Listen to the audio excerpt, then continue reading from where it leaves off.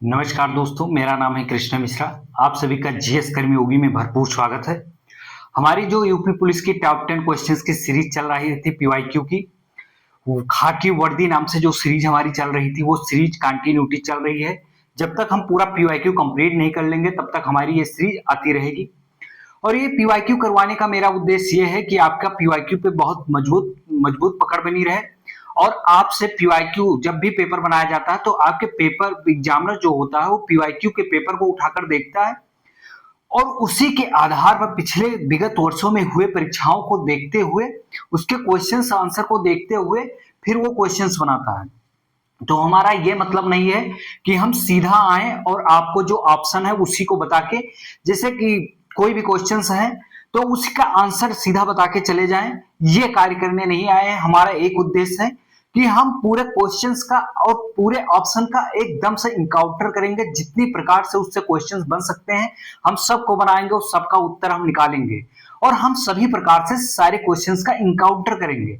और जब सारे क्वेश्चंस का इनकाउंटर हो जाएगा तो आपके पास कहने के लिए तो बात टॉप 10 है, लेकिन आपके पास तब हो जाएंगे एक ही क्लास में कम से कम 50 क्वेश्चंस।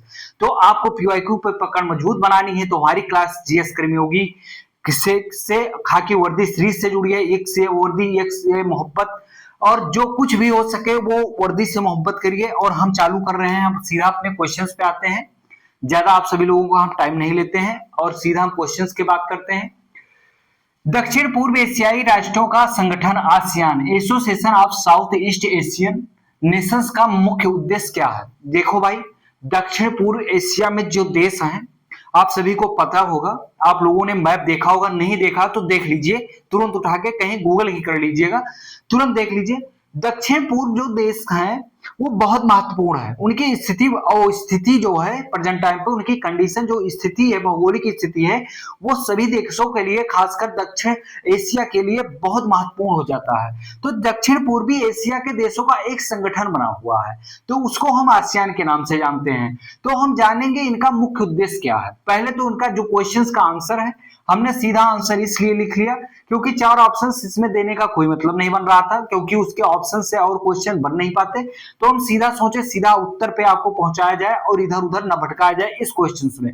लेकिन हाँ, इस क्वेश्चन से अभी सिर्फ यहाँ पे उद्देश्य पूछे हैं, हम यहाँ पे इसकी स्थापना की बात करेंगे, इसका मुख्यालय कहाँ पे है, इसमें कितने सदस्य राष्ट्र देश जो हैं वो इस संगठन में सम्मिलित हैं, हम वो सब भी जानेंगे। तो आइए जुड़े रहें हमारे साथ और अपनी तैयारी को मजबूत एक आधार प्रदान करें। तो आर्थिक विकास और सामाजिक प्रगति और सांस्कृतिक विकास है। क्या है? दक्षिण पूर्व एशियाई राष्ट्रों का संगठन ASEAN, association of south east Asian Nations का मुख्य उद्देश्य क्या है? इनका उद्देश्य है आर्थिक विकास और सामाजिक प्रगति और सांस्कृतिक विकास, इनका मुख्य उद्देश्य है, मुख्य लक्ष्य है, यही टारगेट है। अब हम जानेंगे आसियान की स्थापना कब हुई थी। वेरी इंपॉर्टेंट है। इस बार तो उद्देश्य पूछा था, पिछली बार उद्देश्य पूछा गया था, इस बार आपके पेपर में कई शिफ्ट में पेपर होने हैं तो क्या पता आपके पेपर में कहीं इसकी स्थापना पूछ सकता है, कहीं किसी में आपके यहाँ मुख्यालय पूछ सकता है, किसी में यह पूछ सकता है कौन से देश इसके और या कितने देश इसके सदस्य हैं। ठीक है, तो हम जानेंगे इसकी स्थापना जो है 8 अगस्त 1967 को हुई थी। कब हुई थी इसकी स्थापना मेरे दोस्त? इसकी स्थापना जो है 8 अगस्त 1967 को हुई थी। कब हुई थी? 8 अगस्त 1967 को आसियान की स्थापना हुई थी। नोट कर लीजिए, ये नहीं है कलम कापी नहीं चला रहे हैं, चुपचाप बैठे हुए हैं, हाथ पैर चलाओगे ना, अगर लिखोगे तो और आपको याद होगा, तो लिख लीजिए, बैठे ना रहे आप। मुख्यालय इसका कहाँ पे है? जाकर्ता इंडोनेशिया में है। इसका मुख्यालय जो है जाकर्ता इंडोनेशिया में। इसमें कितने देश सदस्य हैं? इसमें टोटल वर्तमान में प्रेजेंट टाइम पे अगर देखा जाए, इस स्थापना के टाइम पे तो कम सदस्य थे, लेकिन वर्तमान स्थिति में भी पूछा जाएगा वर्तमान में आसियान के कितने सदस्य हैं, तो 10 देश सदस्य हैं। और हम इसी में हम नाम बोल दे रहे हैं, आप सभी लोग लिख लीजिए, नाम बोल दे रहे हैं, नाम भी जानना जरूरी है आप सभी लोगों के लिए, नाम भी बहुत इंपॉर्टेंट बन जाता है। तो इसमें 10 देश हैं, उसमें है Indonesia, Brunei, Cambodia, Laos, Malaysia, Myanmar, Philippines, Singapore, Thailand, Vietnam. ये 10 जो दक्षिण पूर्व एशियाई देश हो गए। तो ये 10 पूर्वी देश जो दक्षिण एशियाई देश हैं, ये 10 हैं। ठीक है, अब हम आते हैं अपने अगले क्वेश्चन पे। क्वेश्चन नंबर 2 पे आते हैं। राज्यों में मानवाधिकार आयोग की स्थापना निम्नलिखित में से किस कानून के तहत हुई थी? भाई मेरे ये पूछ रहा है जो मानवाधिकार भारत के संदर्भ में है, वैसे राज्य के संदर्भ में भी भारत में राज्य मानवाधिकार है। तो इसकी स्थापना निम्नलिखित में से किस कानून के तहत, मतलब भारत के कानून में कोई 4 ऑप्शंस था, हम दे देते तो यहाँ कंफ्यूज होते, इसलिए हमने सोचा सीधा क्वेश्चन का आंसर यहाँ पे देंगे, बाकी और का हमने ऑप्शन दे रखा है। तो हम जानेंगे यहाँ पे सबसे पहले कि इसका स्थापना का जो कानून किसने बनाया था, इसका चार्टर किसने तैयार किया था, तो संयुक्त राष्ट्र विशेषाधिकार और उन्मुक्ति, इसका जो विशेषाधिकार किस कानून के तहत हुआ था, संयुक्त राष्ट्र विशेषाधिकार उन्मुक्ति के तहत। और राज्य में जो राज्य मानवाधिकार आयोग की स्थापना की गई है वो किस कानून किस मानवाधिकार आयोग संरक्षण के तहत की गई है, तो मानव आयोग अधिकार संरक्षण अधिनियम 1993 के तहत की गई है। किसके तहत की गई मेरे दोस्त, 1993। बहुत 1993 बहुत महत्वपूर्ण हो जाता है, क्योंकि 1993 में इसकी स्थापना हुई थी, इसकी मानवाधिकार आयोग संरक्षण अधिनियम का स्थापना हुई थी। तो ये आपके लिए बहुत इंपॉर्टेंट हो जाता है, तो आप इससे भाग नहीं सकते हैं, क्योंकि आपको ये सॉल्व करना ही पड़ेगा।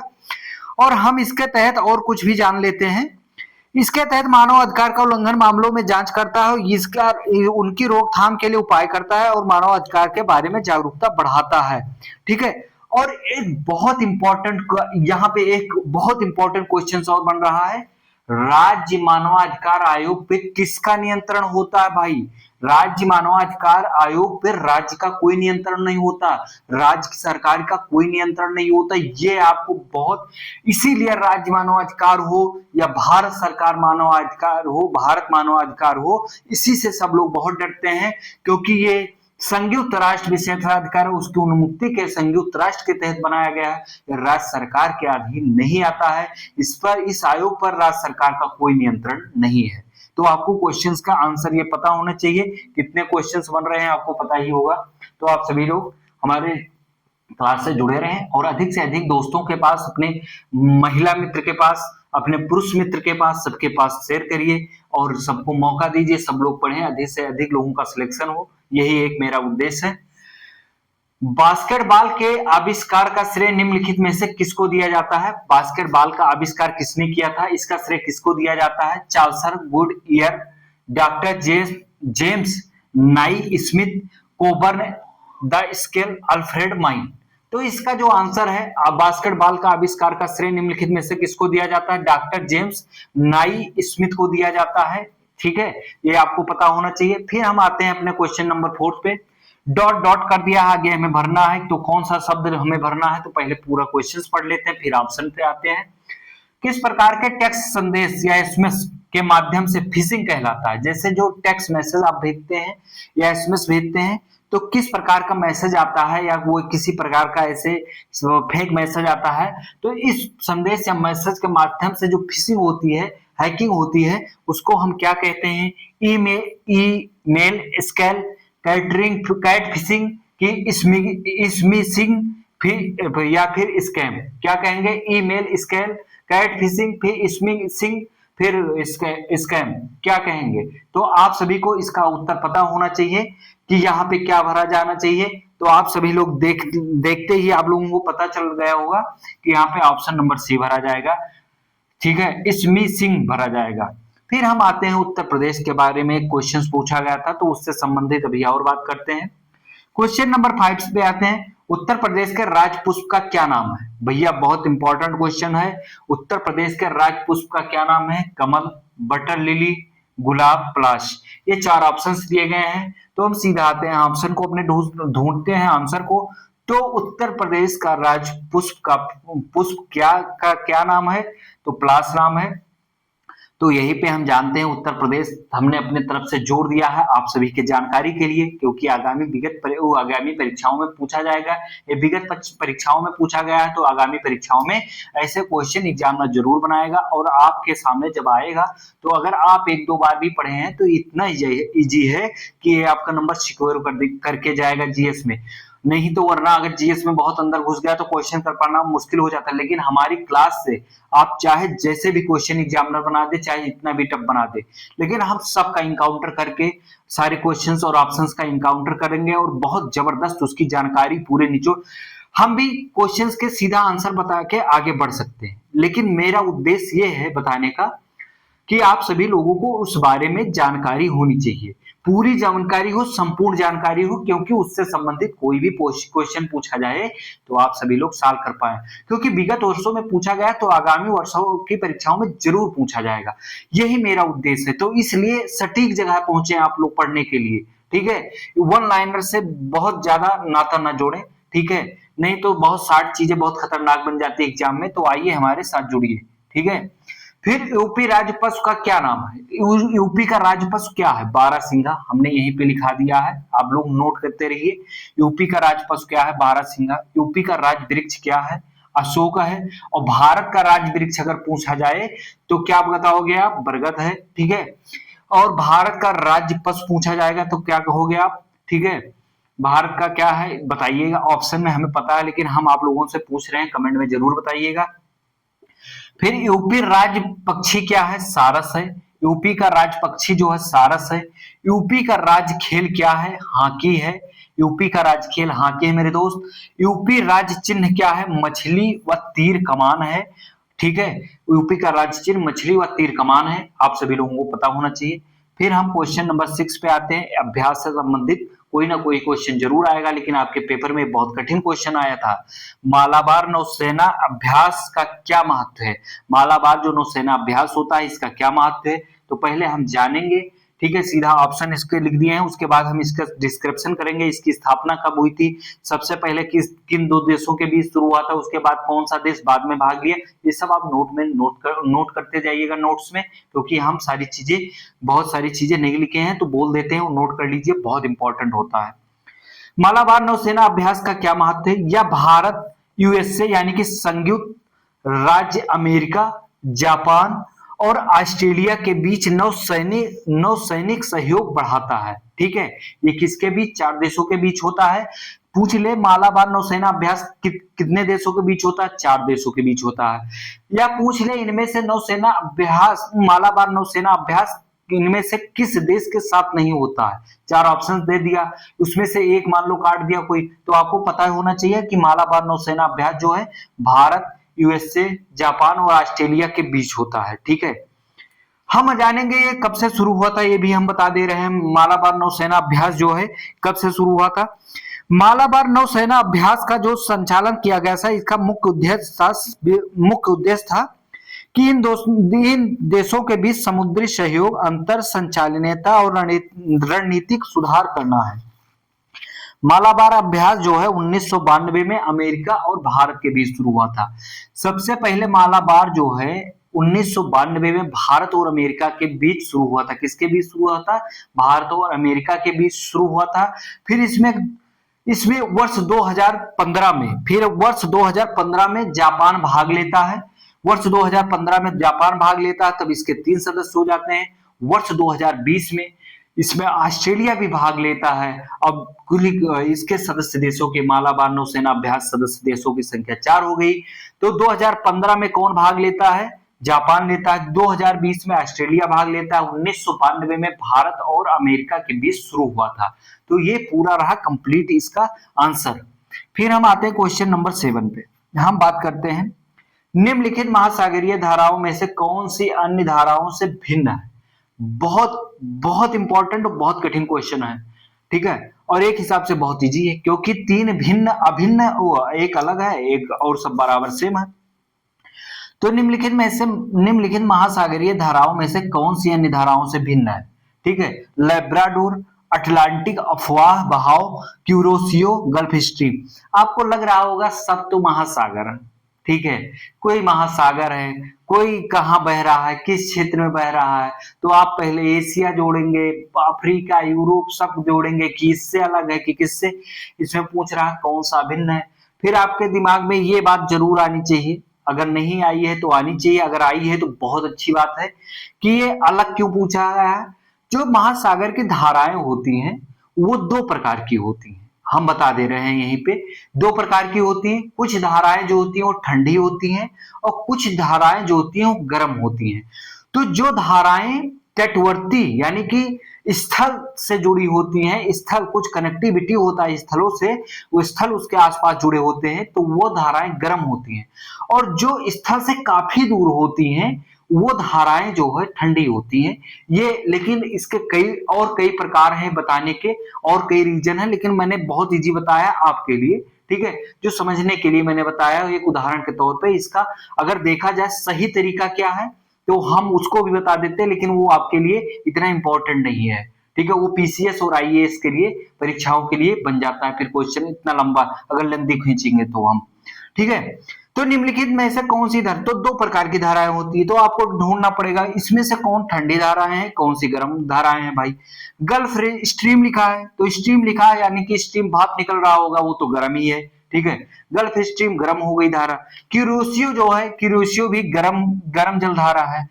अटलांटिक, उत्तरी अटलांटिक जो है, उत्तरी अटलांटिक अफवाह बहाव जब देखोगे तो उसके क्षेत्र में आप देखोगे तो संयुक्त राज्य अमेरिका, मेक्सिको, ये सब पढ़ते हैं, ठीक है।